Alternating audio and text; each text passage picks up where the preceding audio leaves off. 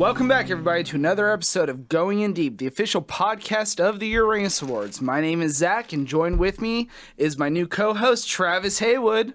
Hey, how's it going, y'all? Travis, you want to tell us a little bit about yourself? Typical nerd. Love Star Wars. And we're going to be discussing X-Men Origins Han Solo today. Oh, God. Kind of says how I feel. No Fox. As always, back to our regular routine. We're broadcasting here in New York City from Mill Iron Studios. Thanks to Tyler Mill Iron. Let's just get down to it, I guess. Alrighty then. So, this is not a movie I asked for. It's not a movie I cared about. And I think I kind of had that reaction from hearing that we were getting it all the way through actually seeing it. Yeah, I mean, I feel like it was kind of forced. I mean, but it was a fun film. I'm not gonna lie. I mean, for anybody who was a Han Solo fanboy, I guess it was okay. I mean, but then again, it got Disneyed, but that's my argument there. But even most of the people that are, hardcore Han Solo fans, they're complaining about it because they're saying, "Oh, no one else can play Han Solo. No one else can play Han Solo." Yeah, that's a minor thing that they have to get over. I mean, Harrison Ford's not going to be alive forever, and honestly, he doesn't want to do it anymore. So you can't just say, "Oh, let's just not have any good stories about a great character," because the person who plays that character doesn't want to be that character anymore. I mean, let's be real. Everyone would love if every Joker had Mark Hamill's voice behind it. Sure. But it doesn't happen. But we still like it no matter what. The thing is with Han Solo, and why I said from the beginning I didn't ask for it, is Han Solo's already kind of a, done character. What we get from Han Solo in the movies we already have, that's enough. We get his introduction as this rogue scoundrel all the way up to his death in The Force Awakens. Mm-hmm. I don't need to see what the hell he was doing at 2025. I mean, but you know that Han Solo's claim to fame, is the Kessel Run. So, Is that spoilers? Should we... Mm-hmm. Are we going to say what happens in the Kessel Run? Or No. I'm just saying, but he's always bragging about it. So, I mean, why not go into his backstory of how he came up into being who he is? I mean, come on. Let's be honest. It's really cool. It's really cool getting some backstory on Lando. I mean... Yeah, but I'm just a diehard Donald Glover fan, Nah, that comes in hand. I mean, Donald Glover. I just awesome. dropped over $300 to see him up front at Madison Square. So anything that man does, I'm gonna watch. Atlanta is one of my favorite shows. Okay. And I mean, I'm saying this to put my bias on the table, saying that I'm obsessed with the guy already. So no matter what kind of performance he gave to Lando, I probably would have loved it. He did do a good Lando job. I felt like the way he was speaking was exactly like Billy D. Williams. He was more like Lando than Alden Ehrenreich was like Han. That's another gripe that I have. I really feel like in the franchise, it's been really, I don't know why, but I just feel like Billy D. should have got some sort of love. We still have episode 9. He could still pop up. I mean, come on, dude. But seriously, you're going to do all that without Billy D.? Come on. What do you mean? Episode 7 and 8, no Billy D. Williams? Yeah. I mean, I just was like, I'm waiting for Lando. Where's Lando? Where's Lando? I get that. And it's kind of like,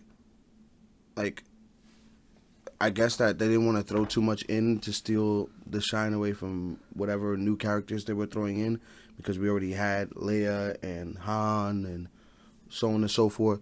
And then, new characters, new interesting characters like Maz Kanata and stuff like that. But still, it would have been nice to see, or at least have Lando mentioned. I would have been on board for that. Because he was pretty much an intricate part of the story at one point. So, well, they're even talking about maybe doing a standalone Lando film, right? Yeah, but that's fine. But I want him to be a part of the new trilogy. Why can't he get a spot in there? I don't see why he should. He should. I mean, it's bullshit, if you ask me. I'm calling it. All right. I'll second that. Disney, it's bullshit. But that's about it. I mean, that's my opinion on that one. As far as the film goes, as far as Solo goes, I think that it is an acceptable film. It's acceptable, sure, but at the end of the day, it's like I mean, what you were talking about earlier about the the hardcore Han Solo fans know that he did the Kessel Run, but after a while, this movie just kind of feels like a shopping list of, hey, did you know this fun fact about Han Solo? Like, the movie starts off, and the dude's in Corellia or whatever, right? Spoilers? Is that a spoiler? I mean, technically, you're talking about. It was easier when Mike was here because we used to just make fun of him and have him give us the plot of the movie. So we're gonna have to get used to it. Nah, screw it. But I guess if you're listening to this, you've hopefully seen the movie. If you didn't, I don't care. So it's too exciting not to talk about. So let's get this rolling. You want to just get straight into spoilers? I mean, shit. I mean, there's still some other things we could talk about before we get into the juicy details. We had Kira. Yes. Played by Emilia Clarke. Yes, she was. I have a gripe with her. Yeah. Yeah, she did a whole lot without any explanation in the movie, and there was like, it's kind of like they just wanted to push a female lead on us without actually developing the character. Like, we got to see things happen with everyone else as far as their introduction and what's going on with them, but we didn't get to see much with her. It was like she was there, and then she wasn't, and then she was there again, and then... Well, minor spoilers here, but there's a little bit of a time gap in the movie, and I think not knowing kind of contributes more towards the plot. I mean... Yes, I mean, that is a typical Star Wars. I mean, the big twist isn't surprising, at least for me. Like, it wasn't. I think we all saw it coming a mile away. She even admitted that it was going to happen multiple times. Yeah, but... But that's not the point. The point is that, like, why couldn't she get... She, as a character, she should have gotten more screen time to have her story told as well. I just feel like with a character like Han Solo, though, and like the kind of movie they were building, we were going to get... For a 2 hour and 15-minute movie, though, they should have given her 15 more minutes. They could have given her 15 more minutes.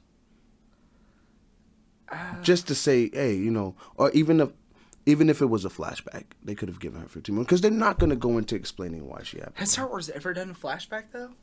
I mean... The only thing I can think of is The Last Jedi, when they show what happened to the temple. Or prequel, but are they going to prequel what happened to her in a movie? Or are we just going to have this huge gap that's never explained? I certainly hope not. You know they were talking about making a Jabba the Hutt movie? It makes no sense. I don't need it.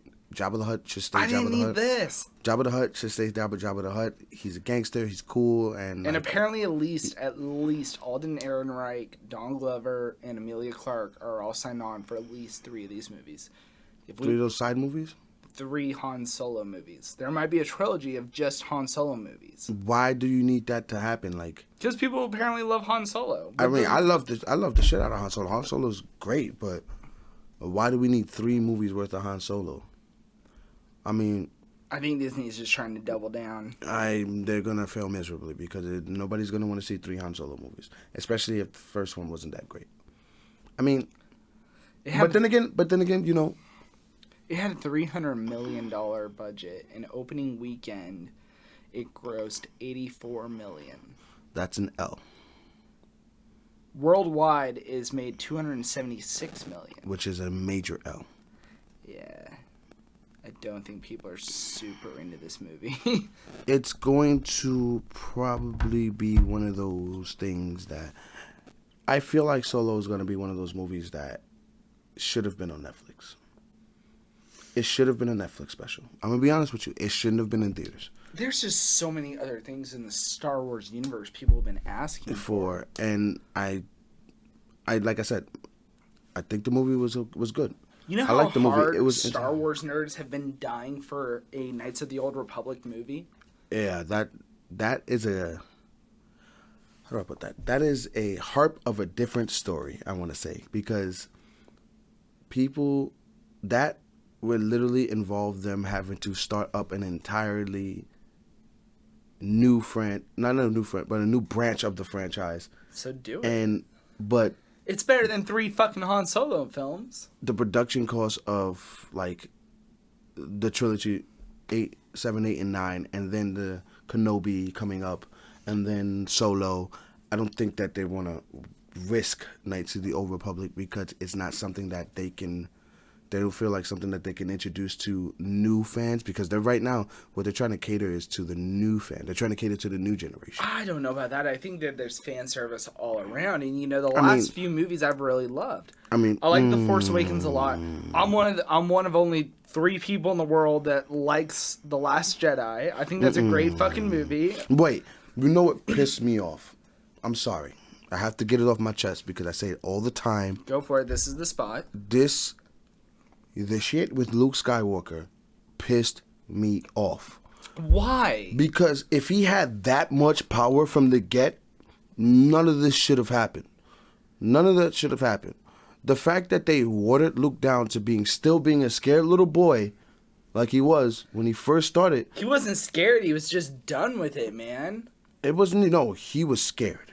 No, he was not scared. He was just putting up the finger and walking away. He rage quit. And then, he fucking rage quit. He wanted to hide out and drink his green milk and say fuck you to everyone. He didn't want to be found. He even says that in the movie. I know he does, but at the same time, it's just like, when he comes out, he wills himself. Put it this way, he wills himself via metachlorian. He tried to start the Jedi Temple. The Jedi Temple went haywire. He lost, 7 of his students or some shit to the dark side. The rest of them were murdered. That's like writing a 30-page thesis and then going back to your laptop and finding out the whole thing was deleted. I'd probably say fuck it too.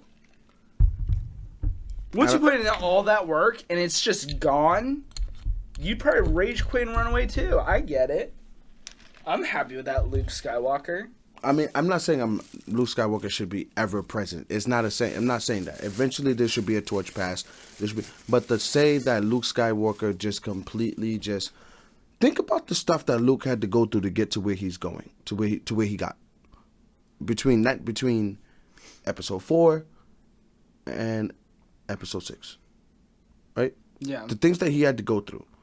He had to go from scavenging, fighting off sandmen. Tatooine is not an easy place to live. First of all, you're not faint of heart living on Tatooine. Right. It's a known fact. Well, he's just like a farmer's boy. Yeah, but life on Tatooine is not. Life on Tatooine is like Tatooine. Is like growing up in Somalia. Basically, it's like you can get. Fair. Yeah, it's like you could cross the street and somebody's gonna shoot you and rob you for everything you have. So, to go from that to find out that you're a Jedi and get dragged into a whole, basically, a civil war. Mm-hmm. Come out, find out that one of the main antagonists of in your story is your father, and then all that happens, and then you go run and hide because your nephew had a temper tantrum. All right, so let's just jump into spoilers because I want to use that as a springboard and say that, a big part of why I personally love Star Wars so much is I love the idea of Star Wars as basically a fantasy movie through a sci-fi lens. True. If you look at Star Wars, that's what it is. It has the elements of knights and wizards and mysticism, good versus evil, the kind of shit you'd see like Lord of the Rings or whatever. Right. But it has it through space aliens and space battles and all that shit. And that's shit that you don't get with any other sci-fi, whether it's Blade Runner or Star Trek or Battlestar Galactica or whatever, right? There's nothing quite like the Force and the Jedi Order and all that mysticism. I mean, there's Dune, but... Okay, sure. I'll give you that. And I'm excited for the Dune reboot that they're doing with Denis Villeneuve. Delicious. The dude from Blade Runner 2049. Yeah, I'm waiting for it. That's going to be sick. Muad'Dib returns. But I think that's a big reason why I don't care about this movie, though. It's Solo has nothing to do with that. True. I mean, even Rogue One doesn't necessarily have anything to do with it, but they still mention it. They still mention there's the themes of hope. you still have the idea of, you know, these two people that worship the Force and they have faith in the Force, and that's why, you know, I'm talking about Donnie Yen and the other dudes. Yes, that was yes, that like was the Force is still a major factor there. In this, I think it's like subtly mentioned with the plot twist at the end, which again, we're spoilers. Darth Maul is the main. Mm-hmm. Yeah, that what was, is he? What is just, he? He's like a mob leader or something. Spoiler, Like, but that's just like they just kind of just laid him in there. It wasn't even like a build up. I felt like there was like little hints in the background, but if you were really paying attention, it was like a fan service. Wouldn't it be cooler if that was Jabba the Hutt? Yeah, I would have felt like they would have been way better. Like, but why is the major crime boss that's behind all of this crime and all these like people stealing shit and all that? Why is that Darth Maul? Like, I literally felt like that was like they're linking it to the animated series on Disney. The Clone Wars series. Fuck, I've tried to watch that Clone Wars series so many times. And the where's the other one? The Clone Wars and the Star Wars Rebels. Rebels, yes, they're linking it to the Rebels. So apparently,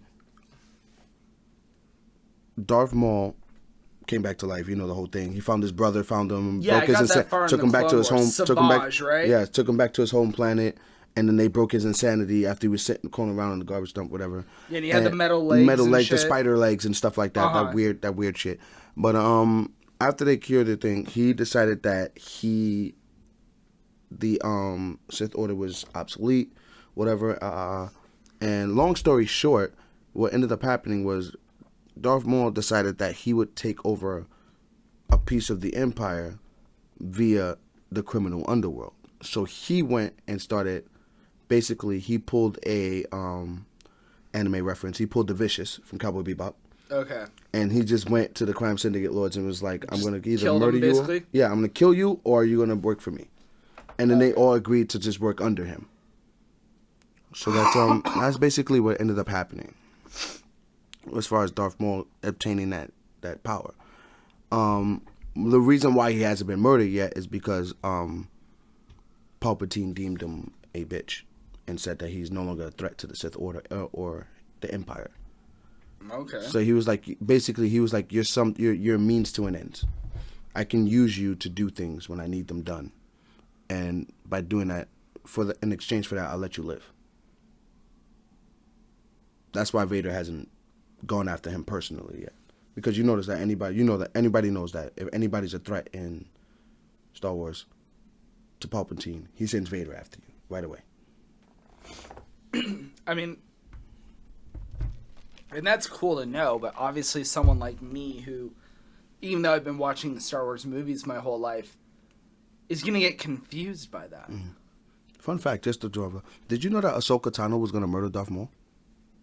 Didn't Obi-Wan kill Darth Maul? He ended up killing Darth Maul, but Ahsoka Tano was going to murder Darth Maul during the Clone Wars. Why did they change that? Order 66 happened right when she was about to kill him. She lived through it, though. Yes, but Order 66 happened and she went into hiding. But she was on her way to kill Darth Maul. Is that in the Clone Wars? Yes, that's an actual fact. I'd watch that. She was on her way to kill. Like, if you I think you have to read it up, but she was on her way to kill Darth Maul when it happened. Order 66 happened. That's what she was doing during Order 66. What did you think about seeing all the little Han Solo references, like seeing the Kessel Run, seeing him win the Millennium Falcon from Lando, seeing how he met Chewie, seeing him be a pilot for the Empire, and I mean, I'm gonna be honest with you, it was fun to watch, but I felt like it pulled from Han Solo's character originally. What gave him that kind of coolness was the idea that Han Solo was someone that may not have done these things, but you want to trust that he did them because he has the confidence. Right.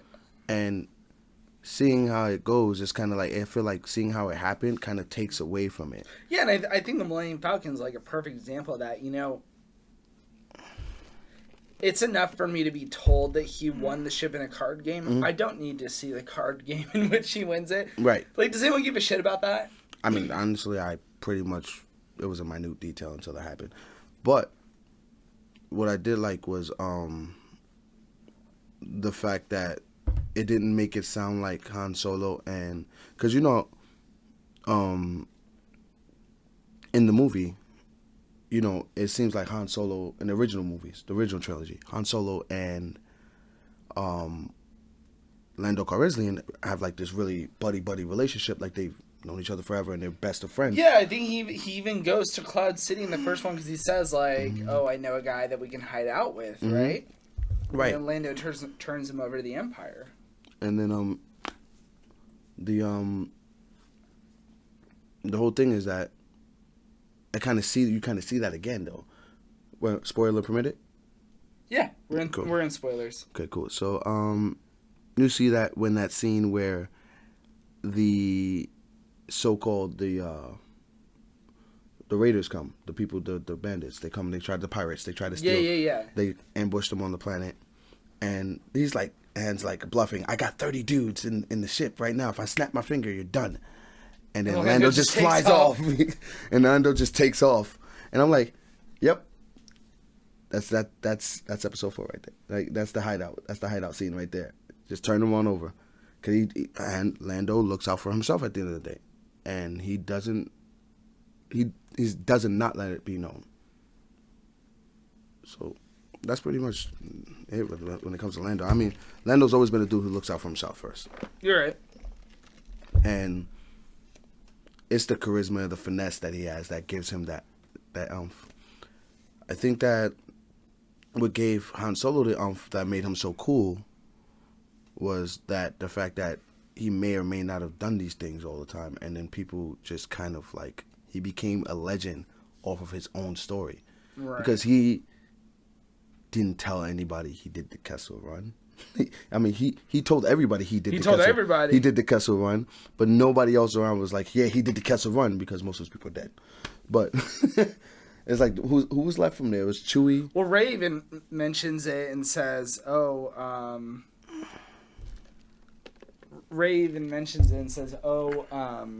Han Solo, you did the Kessel Run in 12 parsecs. Mm-hmm. So. But who was to tell the story that he did the Kessel Run in 12 parsecs? He told everybody. Lando. Huh? I guess Lando. I mean, yeah, it would be believable if Lando said it. Who else was there? Everybody else. Becket's dead. The robot's dead. Yep. Kira is wherever. Who knows what happened to her? We'll find out soon. Hopefully she's dead. Well, she took off at the end, so if we get a sequel, I doubt she's dead. Yeah, she should get smoked by somebody already. I mean, she's not that interesting of a character, to be honest with you. It was like... She wasn't. She's your basic femme fatale. Yeah, that's what it was. It was like... I felt like she should... To have such an important role in the movie as the love interest, not only as the love interest, but as a character who was kind of molding things from behind the scenes, she should have had more opportunity. I agree. I mean, she did have that cool grenade scene, but that's about it. As far as like character development goes, she was just like I said, she was there 1 minute, she wasn't the next, and then she was there again, and it was just like all this stuff happened, and she was just how. I mean, at least we got to see some of the things that happened to Han before he got to where he was at. You know, it wasn't a direct telling of everything, but yeah, he signed up for the Empire, which is a canon thing that's been established. He said he signed up, but didn't work out. He got out. He ran away. Yeah. He deserted. I mean, shit, I'd leave too. They was wilding. Would you change anything about the movie?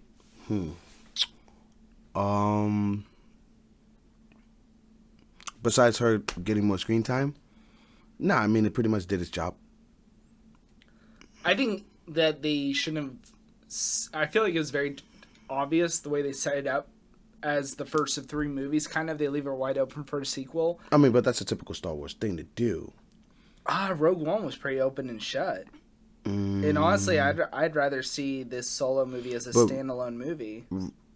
Rogue One functioned as a tie-in.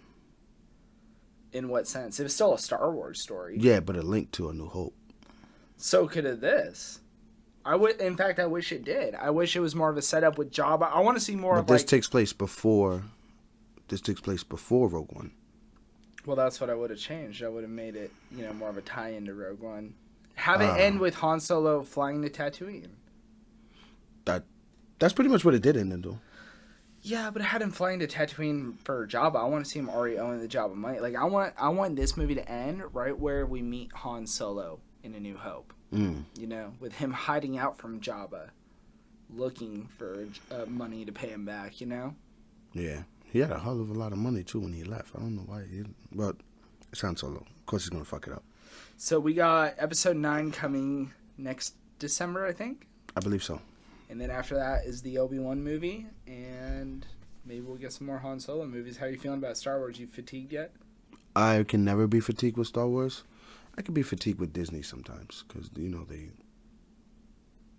I'm sorry, I'm just going to always be biased because it's Disney. Boy, they're doing a good job with Marvel. Yeah, okay. Yeah, I can give them that. Yeah. I haven't had any gripes with Marvel. But then again, the Marvel Cinematic Universe has been set in its own standard. It still wouldn't have gotten this big without that Disney money backing it. Yeah, I mean, the money's there, but, So you got the money back in Star Wars, too? I don't like... Star Wars should have been cool. I like the fact that Disney made that power play and they bought them, but they should have respected the franchise, man. They should just let it follow its format. I mean, those subtle... I don't know. I don't like the way they're handling it sometimes. Like the way they're there's a lot of getting rid of a lot of the expanded universe. They could have used a lot of that. You know how long people have been waiting to see some of the expanded universe on film?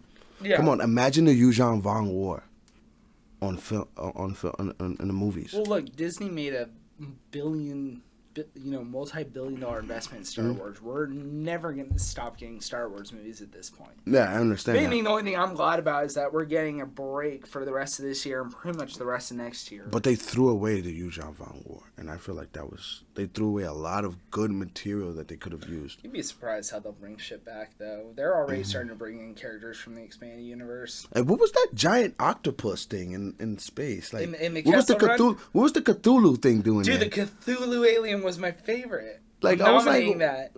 Oh. You want to get into awards? You want to get into nominations? Sure, why not? Let's do it. All right. You want to start us off, or you want me to go first? You shoot. I mean, I don't know why the octopus was. I will forever be confused as to why the octopus was there. All right. I'm gonna say actor in a supporting role: Don Glover as Lando. Actress in a supporting role: Emilia Clarke as Kira. I'm gonna go with